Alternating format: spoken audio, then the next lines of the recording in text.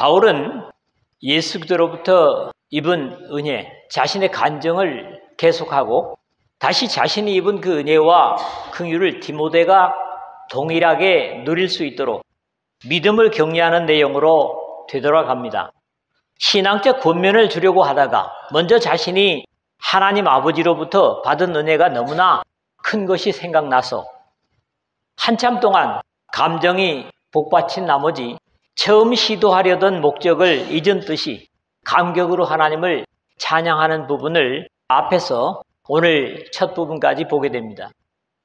사실적으로 자신이 경험한 사랑이나 은혜를 증거하는 것보다 호소력이 있는 전도는 없을 겁니다. 이 말은 내가 받은 구원의 감격이 있어야 또 다른 사람들에게 그 감격을 전달할 수 있다는 말이 되기도 합니다. 누구나 죄인 되었던 자신의 비극적 상태에서 자유케 하신 우리 주 예수 그리스도의 십자가의 은혜를 항상 헤아릴 수만 있다면 적어도 믿음의 바른 길을 잃지 않을 것이다. 이런 확신을 갖습니다. 바울의 훌륭한 사역은 바로 이런 고백과 감격에서 나온 것이고 또 지속될 수 있었을 것입니다. 오늘은 뒤에 가서 결론을 드리지 않겠습니다. 첫 번째 내용은 16절, 17절입니다. 긍휼과 인내의 하나님을 바울은 찬양드리고 있습니다. 바울 사도는 누구보다도 먼저 하나님의 은혜를 받은 사람이라고 고백함을 듣습니다. 이 고백은 절대로 과장이 아닌 것은 불신하는 유대인들 중에서 누구보다도 적극적으로 복음의 확산을 방해하는 대항했던 사람이 바울 자신이었기 때문입니다. 당시의 유대인들 가운데서 존경받던 바울의 스승이요 랍비인 가말리엘조차도 예수도의 사도들을 괴롭히는 종교 지도자들을 향해서 이제 내가 너희에게 말하노니 이 사람들 상관하지 말고 버려두라. 이 사상과 이 소행이 사람으로부터 났으면 무너질 것이요 만일 하나님께로부터 났으면 너희가 그들을 무너뜨릴 수 없겠고 도리어 하나님을 대적하는 자가 될까 하노라. 사도행전 5장 38절에서 39절에 소극적인 대항을 했던 것이 사실입니다. 오히려 바울은 기도인들을 박해하는 일선에 서서 주님을 대항했기 때문에 주님께서 사울아 사울아 너가 어찌하여 나를 박해하느냐. 사도행전 9장 4절에 하셨듯이 적극적인 주님의 반항자였던 바울 자신이 지금은 그 박해하던 복음을 위해서 감옥에 갇히기까지 한 것을 돌아보면 하나님의 엄청난 긍휼이요 참아주신 인내였음을 믿음의 아들인 디모데에게 고백하고 있는 것입니다. 앞에 14절에서 이미 우리 주의 은혜가 그리스도 예수 안에 있는 믿음과 사랑과 함께 넘치도록 풍성하였도다 라고 하였지만 좀 더 구체적인 사실을 고백하고 있는 내용입니다. 그러나 내가 긍휼을 입은 까닭은 예수 그리스도께서 내게 먼저 일체 오래 참으심을 보이사 후에 주님을 믿어 영생 얻는 자들에게 본이 되게 하려 하심이라 16절에 했는데 나 같은 사람이 용서를 받고 구원을 얻어 복음의 일꾼까지 되었다면 과연 하나님의 사랑을 잃을 만한 사람이 있겠느냐. 그런 고백입니다. 사실 긍휼은 하나님의 속성이지만 자신을 불쌍히 여기신 것은 바울 자신에 그치지 않고 어떤 죄인도 불쌍히 여김을 받을 수 있는 가능성을 보이신 것이라는 고백입니다. 예수 그리스도께서 내게 먼저 일체 오래 참으심을 보이사 했는데 긍휼의 주체는 하나님이시지만 이 땅에 사람 되어 오신 예수 그리스도의 육신이 되심이야말로 죄인된 인류를 향한 하나님의 인내의 절정이라고 할 수 있을 것이고 먼저 일체 오래 참으심을 보이사 하신 것이야말로 감격의 절정입니다. 먼저 일체라고 하는 걸 잠시 생각할 수가 있겠지요. 먼저는 하나님께서 불쌍히 여기시고 참으신 순서가 나로부터 즉 자신으로부터이며 일체라고 하는 것은 자신의 모든 불순종에서 불경건과 같은 불신으로부터 복음을 순종하려는 사람들에게 행한 폭행을 포함한 하나님의 뜻을 대항하여 행한 모든 것들을 인내해 주신 것을 감격하는 찬양입니다. 자신에게 나타내신 인내보다 더 큰 인내와 긍휼이 과연 믿음의 역사 속에 있었겠는가 하는 감격이면서 자신만큼이나 하나님의 참아주심이 필요한 사람도 없었을 것이라는 자신 속에 나타난 하나님의 인내를 찬양하는 겁니다. 이렇게 그러나 내가 긍휼을 입은 까닭은 이제 후에 주를 믿어 영생 얻는 자들에게 본이 되게 하려 하심이라 하는 기대를 나타내고 있습니다. 사실 이것은 온전한 믿음의 고백이며 믿음의 표현입니다. 물론 이 말은 바울 자신 이후에 역사 속에 주님께서 다시 오실 때까지 구원받을 사람들의 본복이었음을 말하는 것이지만 믿음과 영생은 하나님과 사람을 연결하는 주님께서 주신 구원과 그 구원을 누리게 하는 방법이기도 합니다. 가장 흔하면서 귀중한 이 원리는 하나님이 세상을 이처럼 사랑하사 독생자를 주셨으니 이는 그를 믿는 자마다 멸망하지 않고 영생을 얻게 하려 하심이라 하는 요한복음 3장 16절에 하나님의 사랑이 사람에게 미치고 사람이 하나님을 섬길 수 있는 이치가 바로 믿음과 영생입니다. 우리가 하나님을 믿어서 얻는 것은 세상에 사라지는 것이 아니라 바로 영생인 거지요. 이제 그러한 하나님을 찬양하는 내용이 이어집니다. 영원하신 왕 곧 썩지 아니하고 보이지 아니하고 홀로 하나이신 하나님께 존귀와 영광이 영원무궁토록 있을지어다. 아멘. 17절인데 자신과 같이 과거에 비방자요 박해자요 폭행자였던 이것은 앞에 13절에서 이미 고백했었죠. 원수와 같은 사람을 구원하실 뿐만 아니라 온 인류의 영원한 영광인 이 복음의 일꾼으로 삼으신 것에 대한 감격의 찬양이 나올 수밖에 없었습니다. 사람들은 자신들의 영광스러운 권력의 자리를 계속 지켜가기 위해서 사람을 죽이고 대적하지만 이 세상의 모든 권력자들에게 친히 권력을 주실 수도 있고 빼앗을 수도 있으신 분이 바로 영원하신 왕이신 하나님 아버지이시고 그것은 폭력과 피로 지켜지는 영원의 왕이 아니라 그분의 절대적인 공의와 사랑 때문입니다. 영원하신 왕이 실 수밖에 없는 속성을 증거하고 있습니다. 곧 썩지 아니하고 보이지 아니하고 홀로 하나이신 이것을 충분히 성경 속에서 논증할 수 있겠지만 간략하게 말하면 변치 않으시는 하나님의 불변성 로마서 1장 23절에 썩어지지 아니하는 하나님의 영광 이렇게 표현을 하고 있는 것과 형체를 갖고 계시지 않으시는 볼 수 없는 분 골로새서 1장 15절에 보이지 아니하시는 하나님이라고 또 이 우주에 홀로 한 분이신 유일하신 하나님 유다서 25절에 홀로 하나이신 하나님의 성품을 고백하는 찬양입니다. 이런 표현들은 사실 신구약 성경에 넘치고 넘칩니다.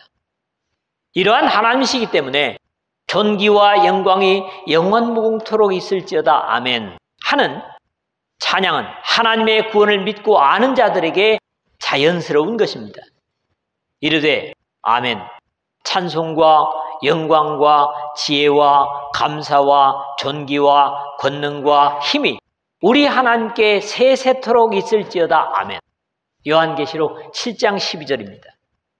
존귀와 영광이 영원무궁토록 돌리려는 예수 그리스도의 희생을 통해 구원받은 성도들은 이러한 찬송을 당연히 드리게 될 것이고 거기에 응답을 더불어 아멘일 것인데 참으로 진실로 나에게도 그러하다 하는 확인인 겁니다. 결국 사랑의 하나님께 반대로 미움과 싸움으로 대항하던 자신을 불쌍히 여기시고 오래 참으심으로 기다리시고 용서하시고 인내하셔서 자신을 구원하실 뿐만 아니라 구원받은 본보기로 삼으신 하나님 아버지께 디모데에게 당부하려던 권면을 잠시 잊고 감격의 찬송을 드릴 수밖에 없었던 바울의 고백은 그것이 바울에게서 끝나는 것이 아니라 그보다 못한 오늘 여기 나라고 할 수 있습니다. 또 우리를 표현할 수 있겠죠. 나를 참아주시고 불쌍히 여기셔서 구원하신 하나님의 같은 사랑을 감격할 수밖에 없고 바울처럼 찬양을 드릴 수밖에 없는 겁니다. 두 번째로는 18절에서 19절입니다. 선한 싸움을 싸우라. 여러분 지금 세상에 살아가는 게 싸움 아닌가요? 거의 싸움 수준이죠.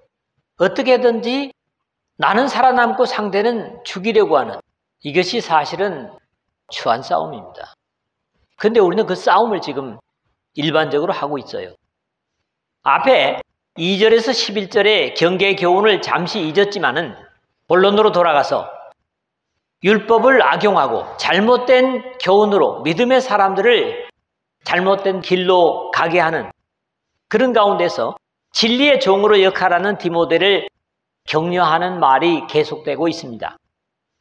여기서도 가르치는 교훈의 입장에서나 같은 믿음의 교훈을 끼치는 믿음의 아버지로서 더욱 가까이 다가서는 것 같은 감을 믿음 안에서 참 아들 된 디모데에게 2절에 했던 것처럼 다시 아들 디모데야, 나는 다정한 음성을 듣는 듯합니다. 내가 너에게 이 교훈으로서 명하노니 18절 첫 부분인데 이 말씀에 포함된 의미들을 보면 교훈, 이 말이 지시, 명령, 충고라는 뜻을 가진 파랑겔리아라는 말입니다. 또 명하노니, 명하다라고 하는 것은 이 이니셜이 같아요. 파라티데미, 옆에 놓다, 위탁하다, 맡기다, 부탁하다 이런 뜻인데 뒤에 보충적으로 설명하고 있는 전에 너를 지도한 예언을 따라 함으로써 디모데에게 주어진 것임을 말하고 있습니다.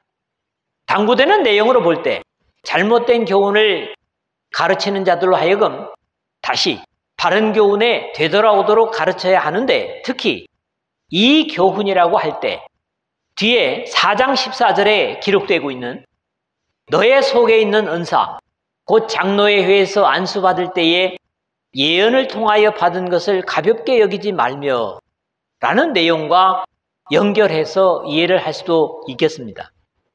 당시 하나님의 일꾼으로 세움을 받을 때 복음적인 교훈들이 아직 정리되지 못한 입장이었기 때문에 하나님께서 세우시는 일꾼들에게 예언으로서 직접 내리셨던 교훈이 있었고 이런 교훈들이 각 사람의 감당해야 할 사명에 직접적으로 필요한 교훈들인데 바울은 디모데에게 이러한 사실을 기억시키는 것으로 그렇게 이 말씀이 이해가 됩니다. 지금 비록 율법을 왜곡시키면서 그리스도인들을 미혹하는 사람들과 대항할 수밖에 없지만 디모데에게는 그들과 같은 악한 방법, 어둠의 수법을 사용해서는 안 되고 너를 지도한 예언을 따라 그것으로 선한 싸움을 싸우라 라는 당부를 주고 있는 것으로 들립니다. 안타까운 것은 예나 지금이나 예수교의 복되신 이름 아래 선치 못한 종교 재판이나 종교를 빙자한 전쟁들이 역사 속에 가끔 있어온 것이 사실이고 지금도 신앙의 이름, 진리라는 명목으로 오히려 힘겨운 사람들의 마음이나 물질을 착취하는 일들이 역시 계속되고 있습니다. 우리를 위해 십자가를 져주신 예수 그리스도를 따르는 사람들이라면 이런 사악한 방법이 옳지 못하고 선한 싸움이라고 할 수 없습니다.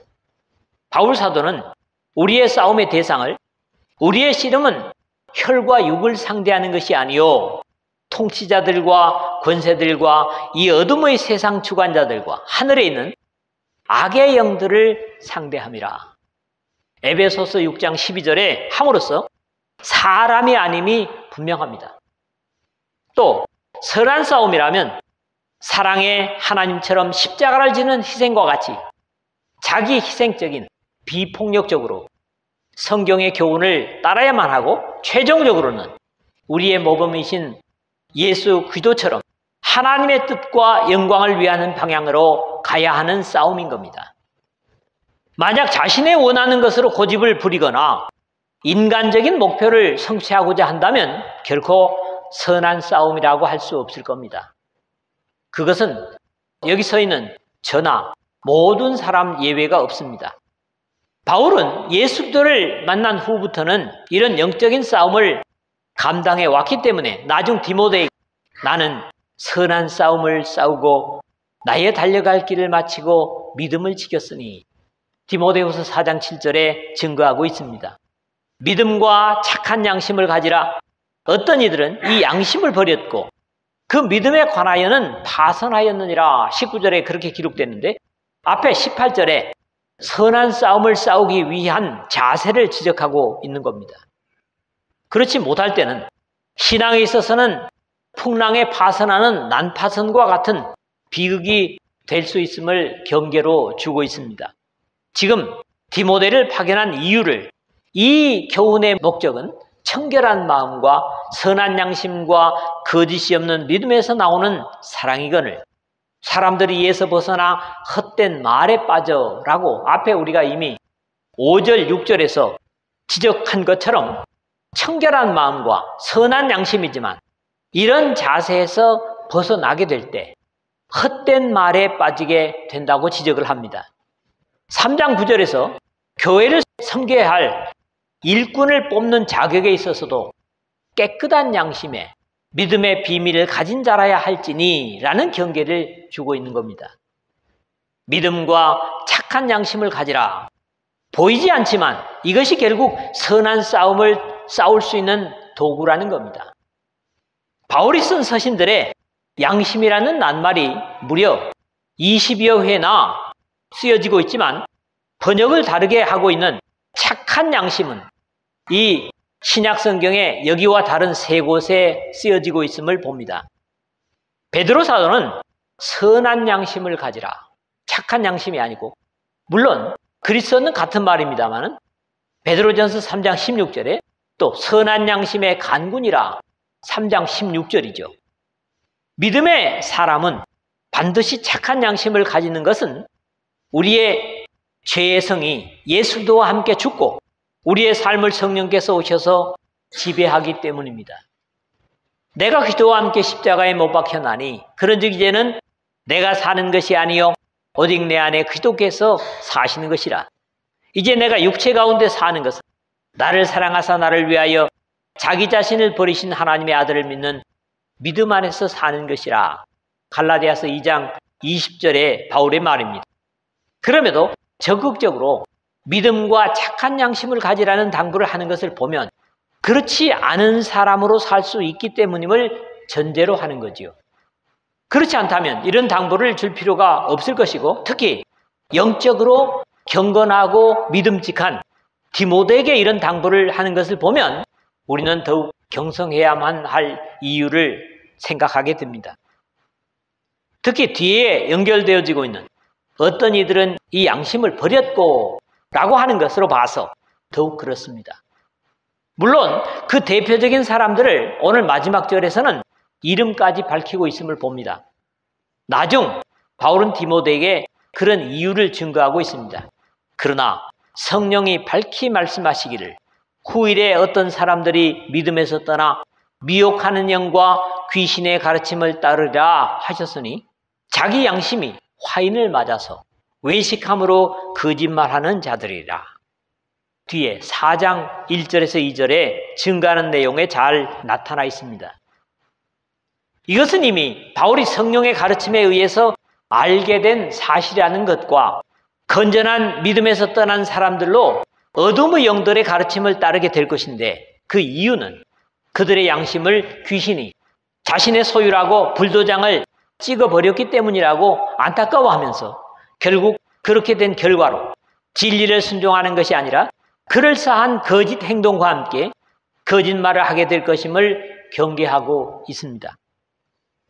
하나님께서 사람들에게 옳고 그름을 분별하게 하시려고 보이지는 않지만 양심이라는 도구를 각자의 마음에 두셨습니다.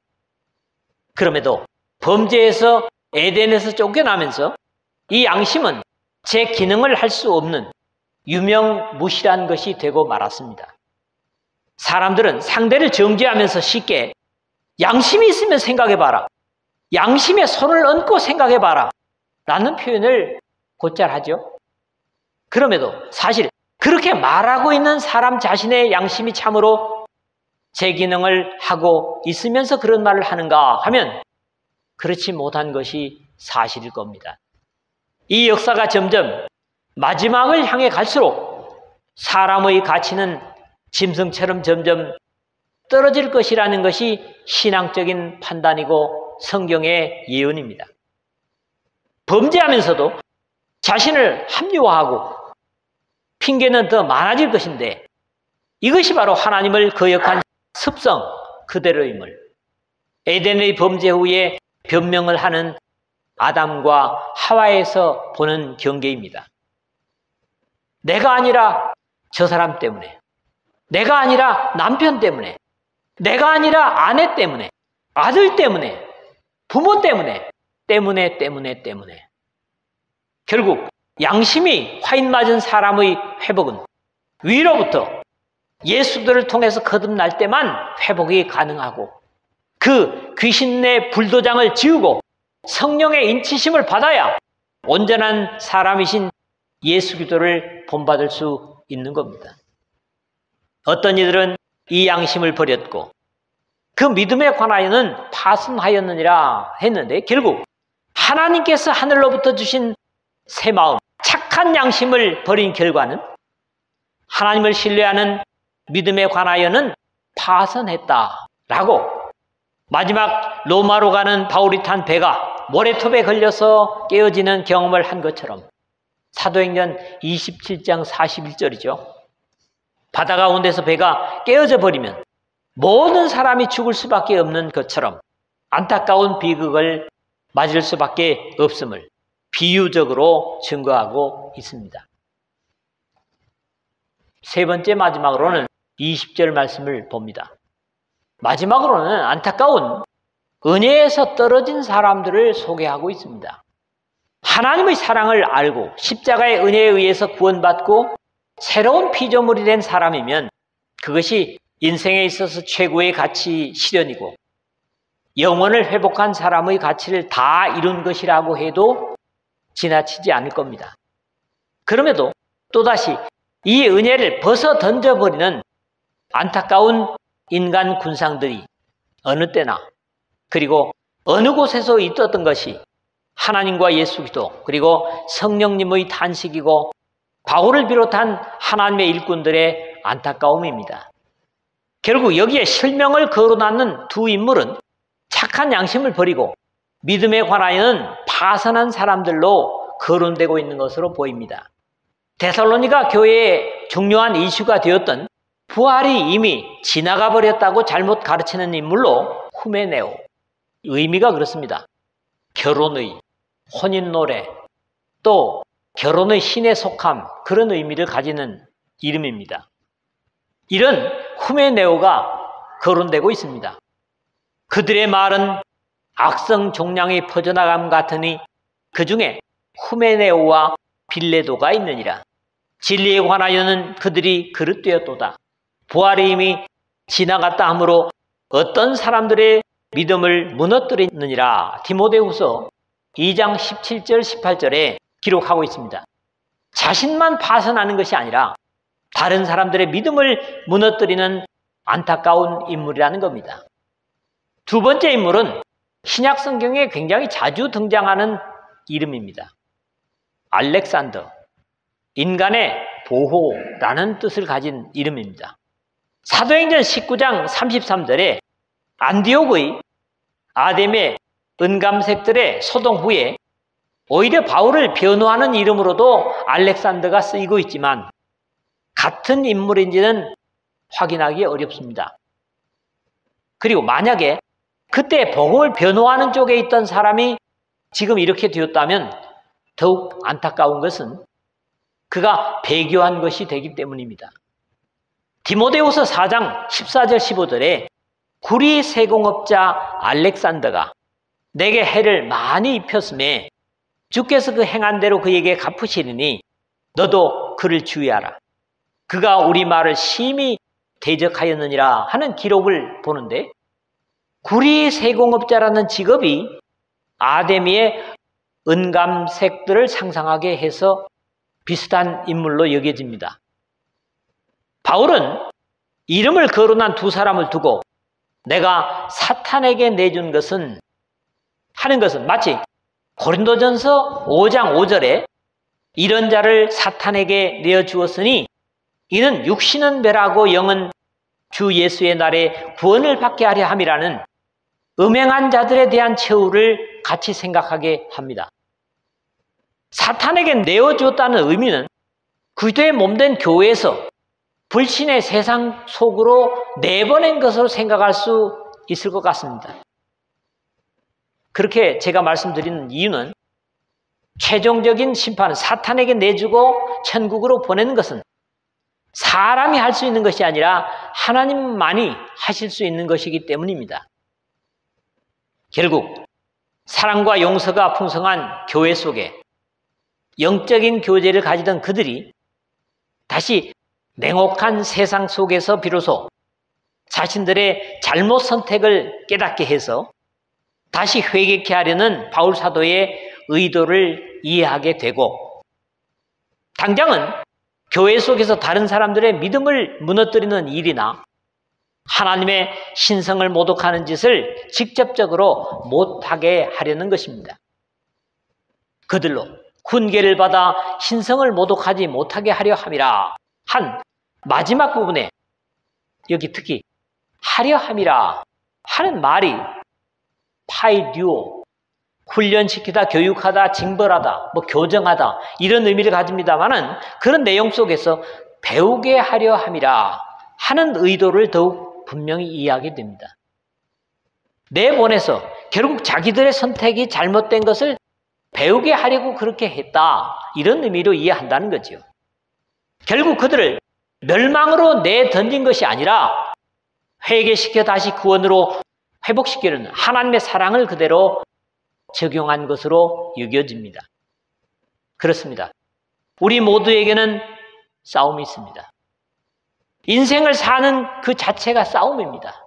그러나 더러운 싸움, 나를 합리화하려고 하는, 내 고집을 실현시키려는 그런 싸움이 아니라 하나님께서 주신 귀한 생명의 교훈을 가지고 다른 사람도 살리고 나도 살리는 선한 싸움을 주님 오실 때까지 감당하는 저와 여러분 되시기를 주의